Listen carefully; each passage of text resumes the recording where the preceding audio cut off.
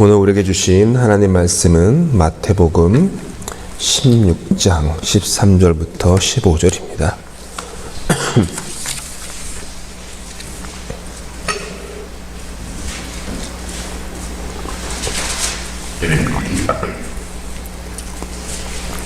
마태복음 16장 13절부터 15절.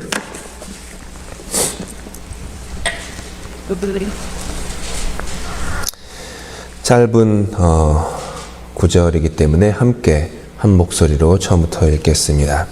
시작. 예수께서 빌립보 가이사랴 지방에 이르러 제자들에게 물어 이르시되 사람들이 인자를 누구라 하느냐? 이르되 더러는 세례 요한, 더러는 엘리야, 어떤 이는 예레미야나 선지자 중에 하나라 하나이다. 이르시되 너희는 나를 누구라 하느냐? 아멘. 오늘 이 새벽에는 15절 말씀, 너희는 나를 누구라 하느냐, 이 말씀을 중심으로 우리가 나의 살아가는 책 그 5번째 시간을 갖도록 하겠습니다. 먼저 지난 4번의 시간 어떤 말씀을 나눴는지 간략하게 나누도록 하겠습니다. 이 첫 번째 시간, 그러니까 5주 전에는요, 열린 눈으로 성경을 읽는 것에 대해서 우리가 함께 묵상했습니다. 성경이라는 것이 가장 가까운 책이지만 그리스도인들에게 또 가장 먼 책이다라는 그런 말씀을 드렸어요. 읽기는 읽는데 이 말씀이 이렇게 글자를 넘어서 그렇게 막 뭐라고 해야 될까? 올게닉하다고 해야 되나요? 그렇게 살아서 움직이는 그런 생명의 말씀으로 우리를 만지는 것을 그렇게 늘상 경험하지 못할 때가 있습니다. 그래서 한 예로 제가 가져왔던 내 그림이 카라바지오의 의심하는 도마라는 그림을 첫 시간에 보여드렸습니다. 그 의심하는 그림을 가지고 그냥 그 그림을 한번 보여드린 다음에 제가 그 그림을 끈 다음에 카라바지오가, 이탈리아 화가인 카라바지오가 그때 어떤 환경과 어떤 배경과 어떤 마음의 정서와 무엇을 going through 하면서 그 그림을 그렸었는지를 설명해 드렸고, 그 다음에 다시 그림을 띄워서 보여드렸습니다. 그렇게 해서 그렇게 눈이 열려서 그 그림을 보게 될 때 그냥 이렇게 지나치면서 봤던 그림조차도 다르게 다가옵니다. 무엇을 알고 보게 되면 그냥 유명한 그림을 이제 여행 다니시면서 그 뮤지엄이나 이렇게 갤러리를 가시는 거를 좋아하시는지가 모르겠지만, 만약 그걸 즐겨 하시는 분이라면 그냥 이렇게 보통 대부분의 사람들이 유명한 그림 앞에 갑니다. 파리에 가시면은 모나리자 보셔야 되고, 바티칸 성당에 가시면은 천장을 딱 보시면서 다빈치의 벽화라든지, 그 다음에 이렇게 미켈란젤로의 이렇게 조각상이라든지 이런 걸 보셔야죠. 근데 이렇게 그냥 유명해서 보는 것과 그 사람들이 어떤 삶을 살았는지, 그것을 그릴 때 어떤 마음이었는지, 무엇을 갈등하고 있었는지, 이런 것들을 조금이라도 알고서 보게 되면 그 그림들이 다르게 보여요. 그러니까 내가 그 그림 속에 들어가는 것 같은 그런 느낌들이, 저기 예배당 올라오실 때 계단에 딱 올라오시면 왼쪽 벽 위에 탕자의 귀향이라는 렘브란트의 그림이 걸려 있습니다. 매주마다 또 일주일에 3번 정도 교회 오시면서 그걸 눈여겨보셨는지 모르겠어요. 거기에 이렇게 걸려 있는데, 탕자의 귀향, The Return of the Prodigal Son, 이렇게 렘브란트의 그림인데, 네덜란드 화가였지만은 그 그림은 세인트피터스부르크에 있죠. 전에도 말씀드렸다시피 헨리 나우엔이라는 그 신부님은 토론토에서 이렇게 장애인 사역을 오랫동안 하시다가 심장마비로 안타깝게 운명하신 분이신데, 그분은 세인트피터스부르크에 그 그림을 보기 위해서 가가지고 3일 동안 그 그림을 봤어요. 3일 동안.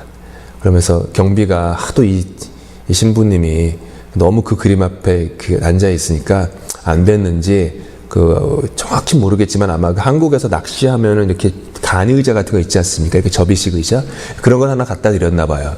그런데 그거에 앉아가지고 3일 동안 그냥 계속 본 거예요. 그러니까 그 뮤지엄이 열 때, 세계 몇 대 뮤지엄 중에 하나 아닙니까? 그 세인트피터스버그에 있는 뮤지엄이.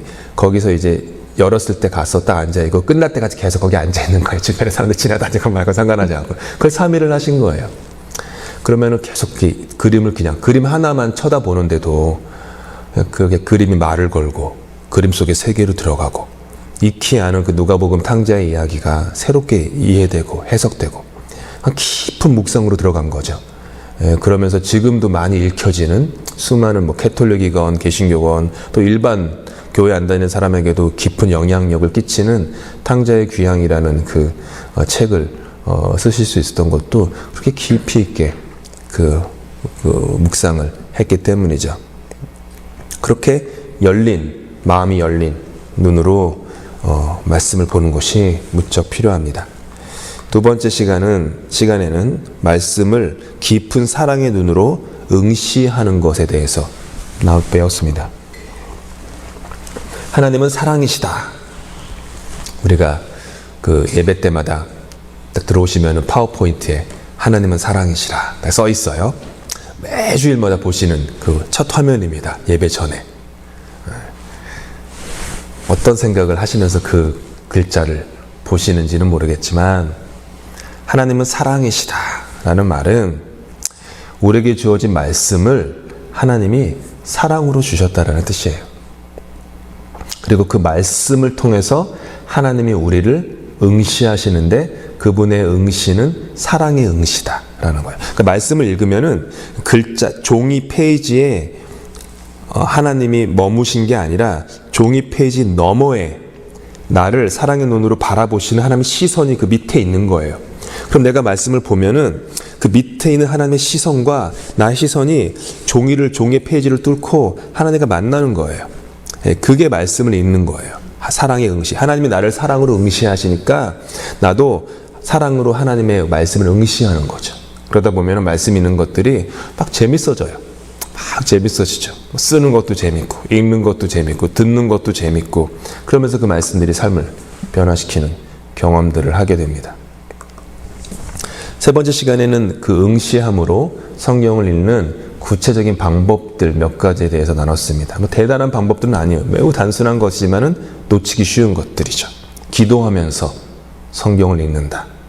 기도 따로, 성경 따로가 아니라 기도하면서 기도와 성경이 하나로 이렇게 합해서 읽는다. 그리고 어떤 마음의 어떤 아젠다를 갖지 않고 빈손으로 성경을 읽는다. 그 다음에 겸손함으로 성경을 읽는다. 내가 늘 알았던 말씀이다라는 자세가 아니라 또 오늘 하나님 나한테 무슨 말씀 하실까? 이런 겸손함으로 또 기대함으로 말씀을 읽는다. 그 다음에 어떻게 보면 제일 실제적이고 제일 중요한 게 천천히 그리고 반복해서 읽는다 라는 거죠. 반복하는 거예요. 몇 번을 계속해서. 처음 읽었을 때는 A라는 단어가 눈에 들어왔는데 두 번 읽으니까 그 A를 둘러싼 B라는 단어가 눈에 들어오고 또 세 번을 읽다 보니까 A와 B를 꾸미는 다른 단어가 그냥 내 마음에 들어오고 그러면 이제 거기 머무는 거죠. 왜 이 단어나 이 구절들이 지금 있는 이 자리에 나의 마음을 이렇게 나의 시선을 붙잡을까? 이런 생각을 하는 거죠. 그러면서 그 말씀의 세계로 들어가는 것이죠. 네 번째 시간에서는 그 주의를 집중하여, 이게 지난주에요. 주의를 집중하여 성경을 읽는 것에 대해서 나눴습니다. 우리 안에서 그 수없이 울리는 이 정신적인 이 휴대폰 소리들이 있어요.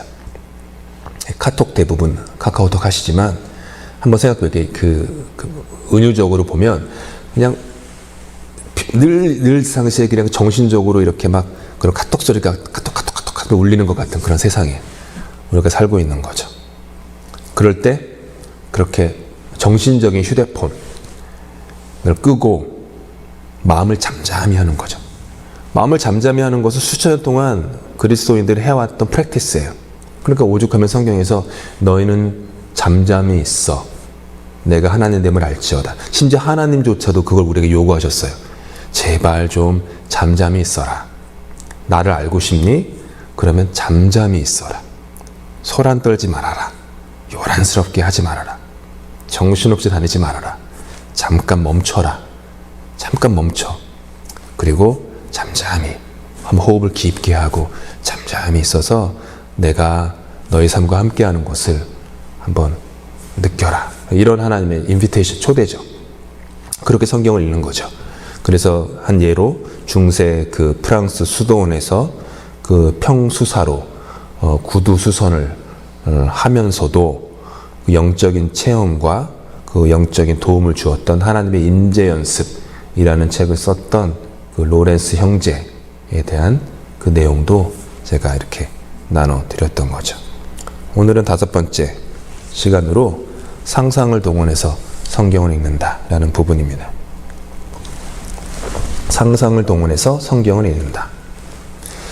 여러분, 성경은요, 기본적으로 이야기책이에요.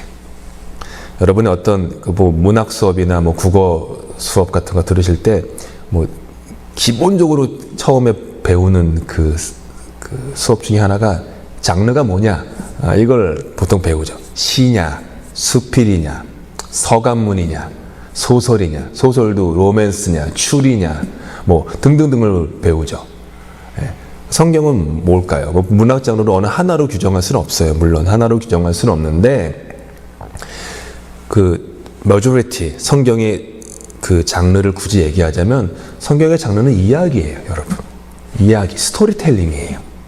다른 말로 하면 성경은 교리서가 아니라는 말이에요. 율법서가 아니라는 거. 물론 뭐 레위기나 민수기나 이런 데 하나님의 규례를 주셨으니까 뭐뭐뭐 해라, 어떻게 성전을 만들고 여기에는 뭘 배치하고 여기에는 뭘 하는데 어떤 물건을 써라, 어디서 뭐 돌고래 가죽을 가고 와가지고 그걸로 해야 된다, 뭐 청옥으로 해야 된다, 뭐 백옥으로 해야 된다, 어떤 백향목으로 해야 된다, 수많은 뭐 규례들이 있어요. 근데 그거는 이제 몇 개, 뭐 특별히 레위기나 뭐 이런 데 있는 그 규례들이고, 창세기부터 계시록까지 대부분의 이야기는요, 성경은요, 이야기예요. 이야기. 그렇죠. 이야기. 이해되시죠? 이야기라는 거. 제 설교를 한 10몇 주 들으셨는데 저는 기본적으로 제 설교를 이야기식 설교를 하려고 늘 해요. 왜냐면 성경이 이야기이기 때문에 그 이야기 설교를 하려는 편이죠. 어떤 1번, 2번, 3번 거의 그렇게 안 합니다. 그리고 뭐 어떤 교리적인 설교, 웬만하면 안 하려고 하고, 교리가 있어도 그 교리를 이야기로 풀려고 가능하면은, 그러죠. 예화는 아니에요. 제 설교 들어서 아시지만은 제가 그렇게 예화를 또 많이 들지는 않습니다. 그러니까 이야기예요. 예화를 드는 것과 이야기는 다르거든요. 성경은 이야기예요. 이야기.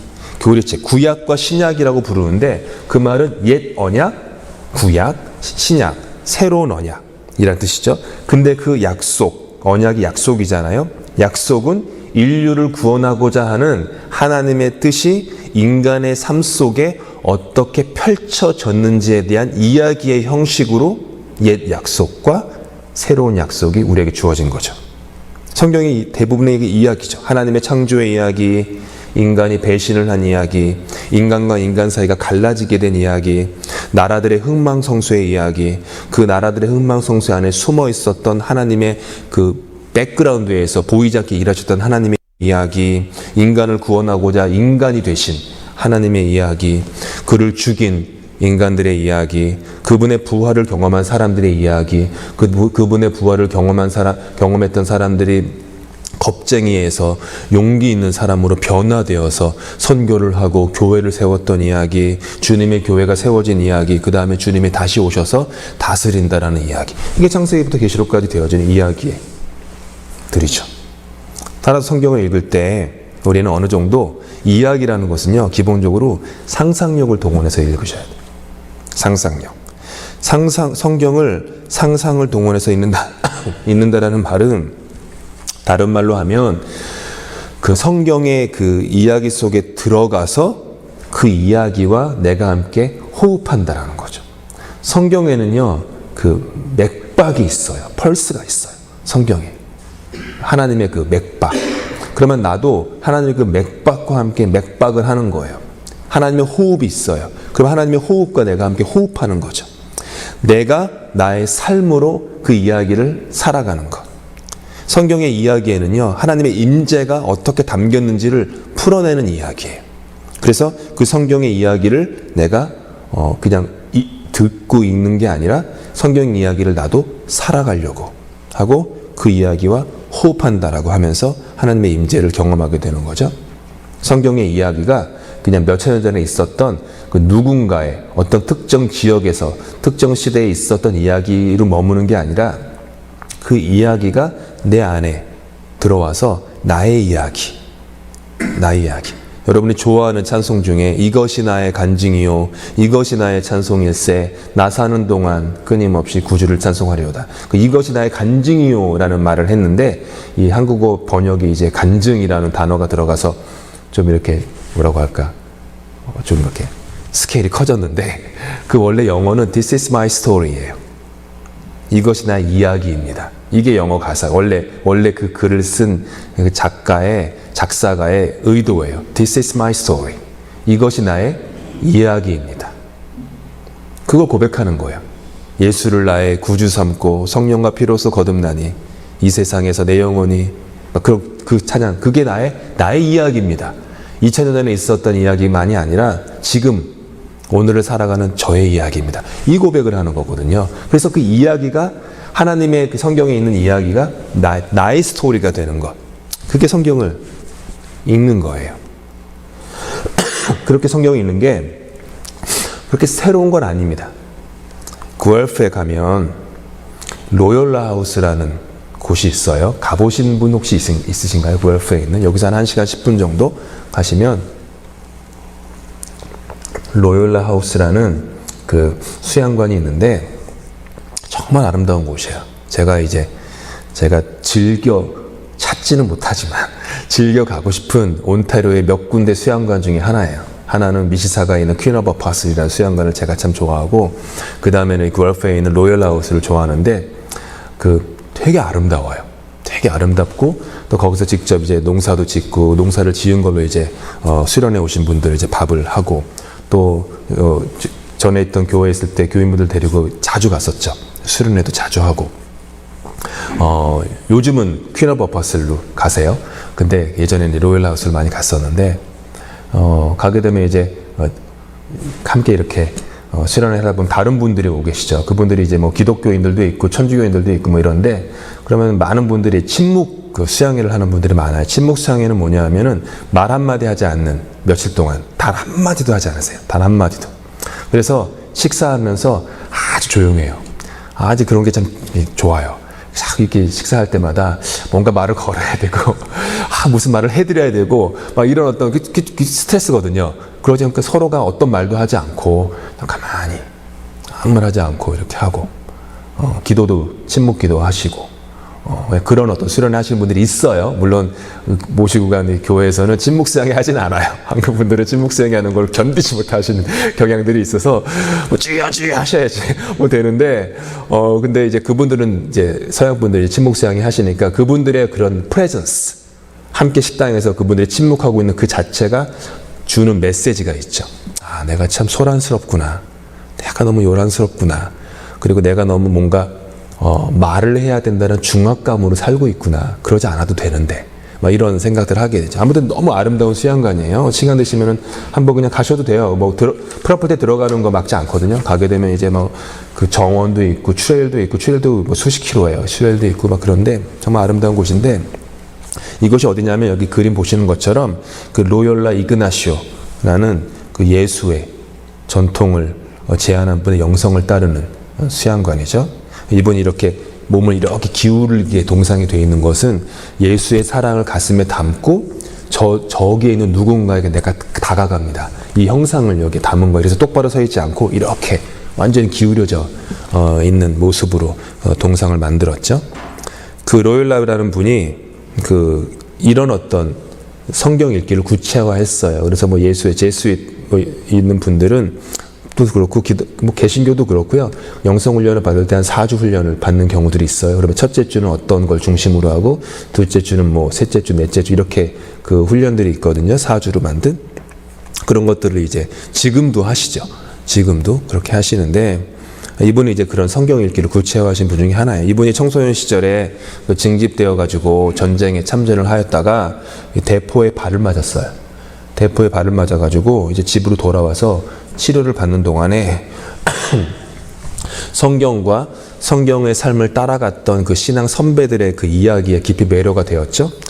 그러던 중에 그 한 가지 삶의 부르심이 이분의 그 마음을 뜨겁게 차오르게 했어요. 그게 뭐냐 하면은 성경을 통해서 일반 사람들이, 평신도들이 그리스도를 알도록 도와줘야겠다.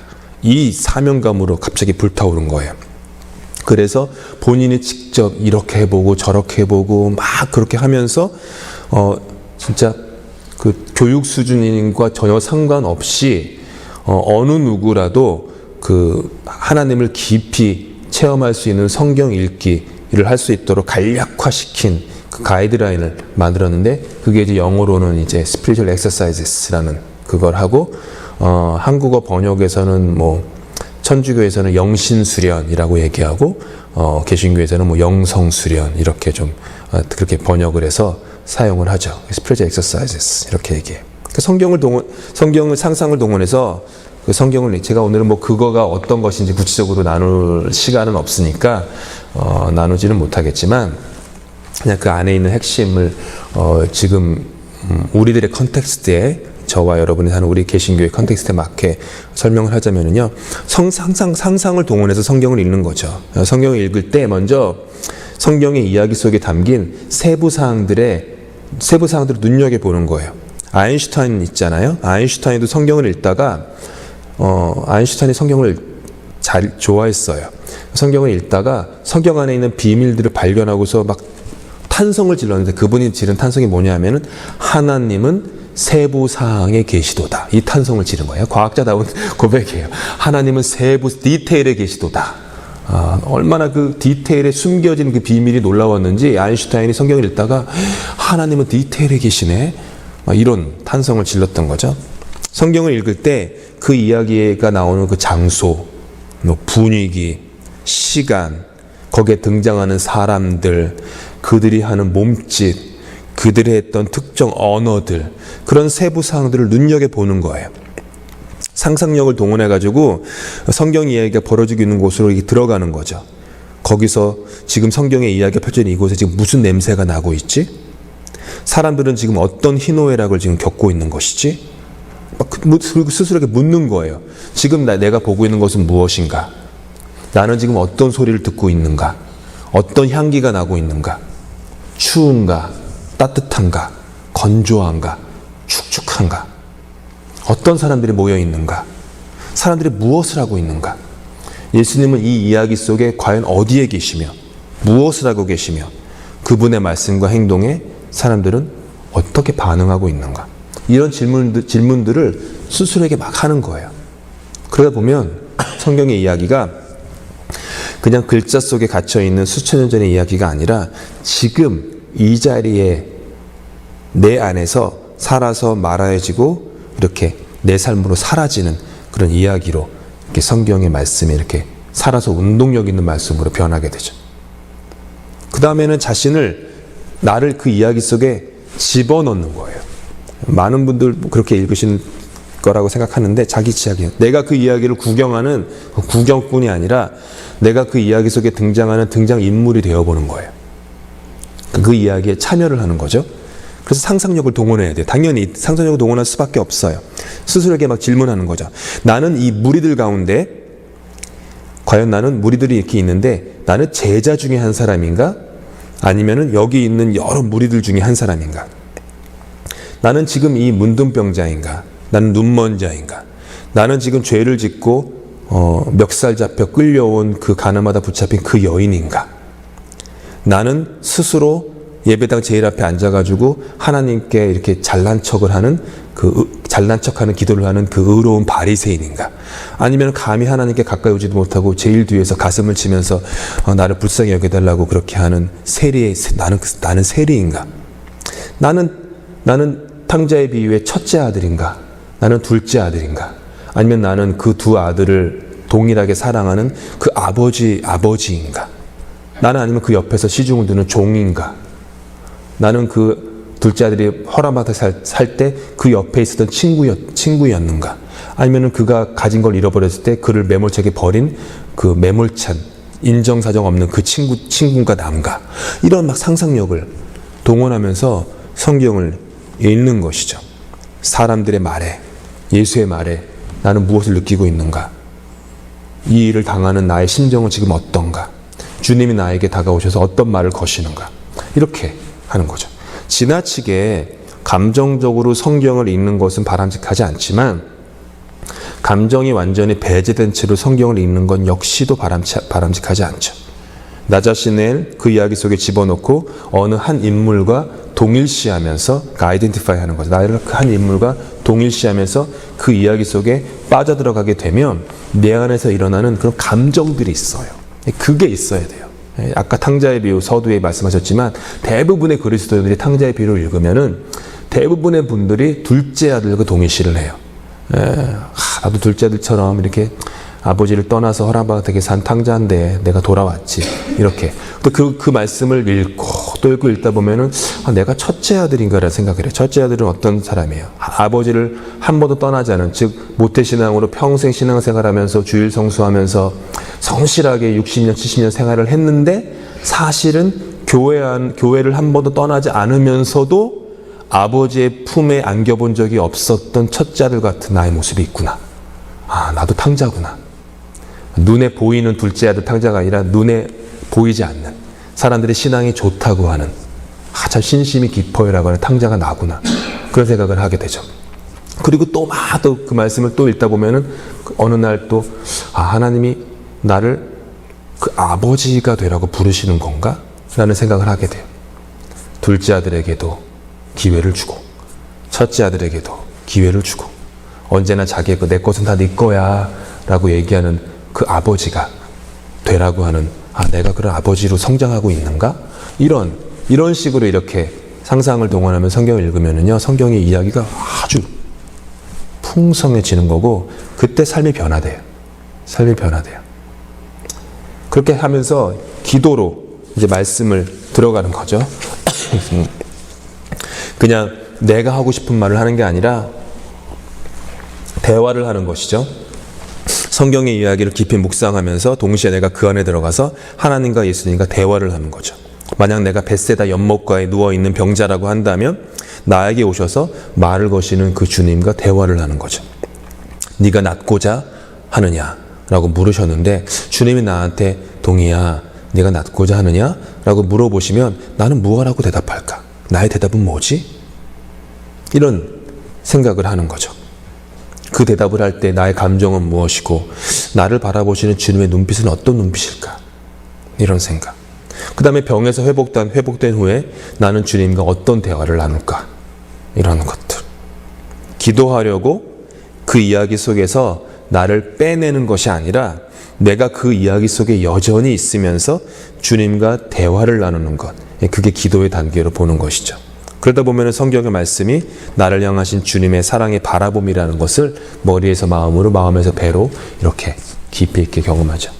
상상이라고 하는 것을요, 우리가 가볍게 여기서는 안 되죠. 상상력을 동원한다고 하면 뭔가 현실과 동떨어진 뜬구름 잡는 것으로 여기거나 사소한 생각의 유희로 여기는 경향이 있어요. 근데 성경이 쓰여졌던 그 시기에는요, 사람들이 자신들이 꾸는 그 꿈에 많은 무게를 두었어요. 꿈에 무게를 두었다라는 얘기는 우리 신앙의 그 선배들은 그 상상력을 동원한 신앙생활을 했다라는 뜻이에요. 결국은 다른 얘기로 하면 꿈에 많은 비중을 뒀다. 심지어 그들은 꿈을 두려워하기까지 했죠. 꿈을 통해서 하나님의 이야기를 듣는다고 그들은 생각했어요. 야곱이 땅에서 하늘로 올라간 사다리를 통해서 천사들이 오르락내리락 하는 그 꿈을 꿨던 것도 그렇고, 요셉이 형과 아버지가 자신에게 절하는 꿈을 꿨던 것도 그렇고, 주의 사자가 현몽하여서 예수의 아버지 요셉더러 너는 다른 곳으로 가라. 또 마리아에게도 오셔가지고, 그 꿈은 아니죠. 요셉에게 현몽한 거죠. 요셉은 꿈이죠. 그래서 다른 곳으로 가라 라고 했던, 길을 안내해 주었다듯이 이렇게 꿈에 이런 이야기가 많죠. 최근 100~200년 동안에 프로이드나 여러 정신분석학자들이 꿈을 분석해서 꿈을 단순한 스트레스의 자극이나 집착의 형상화, 이렇게 많이 해석을 하는데 어느 정도 맞는 말이긴 하죠. 근데 우리의 상상이 단순히 대낮의 몽상이나 게으름의 형상화는 아닙니다. 성경의 세계에서 보았듯이 상상이란 것은 우리의 오감과 영혼이 감지하고 느낀 모든 것들이 모여지는 그런 공간이죠. 그곳에서 수천 년 동안이나 동떨어진 어었던 성경의 세계로 우리는 들어가게 되는 거예요. 육체적인 감각만으로는 감지할 수 없는 영적인 세계, 우리가 살고 있는 지금 세계와 다른 그 성경의 세계를 상상력을 동원해서 이야기 속에 들어가서 함께 이렇게 호흡하게 되는 거죠. 에스겔의 마른 뼈가 살아나는, 에스겔이 마른 뼈가 살아나는 환상을 본 것을 우리는 그저 그가 대낮에 몽상을 꾸었다고 얘기하지 않지 않습니까? 혼자만의 착각이었다 얘기하지 않죠. 하나님은 그에게 그렇게 말씀하셨던 것이죠. 우리가 성경책을 비롯한 여러 가지 책을 보지만 그냥 책을 쳐다보지 않죠. 상상을 동원해서 책을 읽습니다. 커피의 냄새를 한번 상상해 보세요. 지금 이따가 내려가셔서 커피를 드시겠지만 한번 커피의 냄새. 단순히 오감 중에 하나인 후각만을 사용해서 커피 냄새를 맡는 것은 아닙니다.